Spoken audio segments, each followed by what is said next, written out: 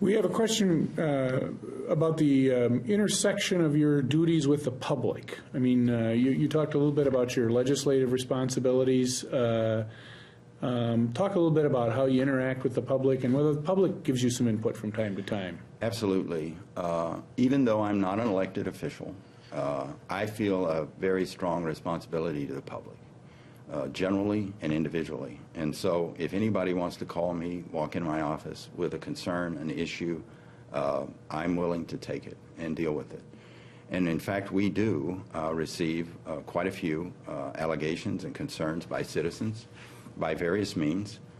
We take everyone in, we log them, we do what we call a preliminary assessment to determine whether or not we're going to follow up with an investigation or an audit or whatever we're going to do to try to address the issue.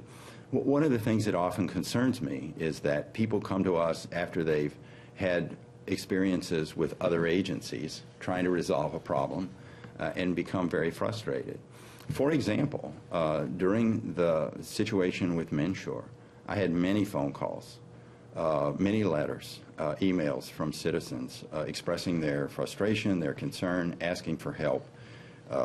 Please, you know, I need to get insurance. I'm required to get insurance.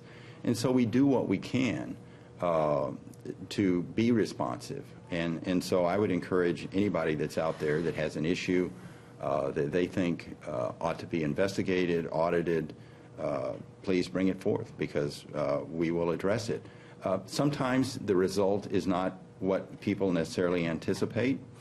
People may think that there is a problem, and we look at the facts and make a different judgment. But we will be serious about every concern that is brought to us. How does that work internally? Do you make the call, or does it go to your commission, or is there? I mean, how do you make a decision about whether it's up or down on conducting a more detailed investigation? I would say most of the time I make that call. But there are a few occasions. One of them, for example, I mentioned with the Pawlenty administration. That was already a very visible one. But if I receive an allegation that I think deserves some attention from the Legislative Audit Commission for a variety of reasons, I may bring it to their attention and ask for their judgment. The one thing that I've always felt strongly about is to protect the independence of the legislative auditor. I would not accept being told not to look at something. If I feel that there is a problem that needs to be addressed in an independent, thorough, nonpartisan way, I'm going to use the authority that I have in law to do that. There are sometimes some gray areas where some guidance from the legislature could be helpful.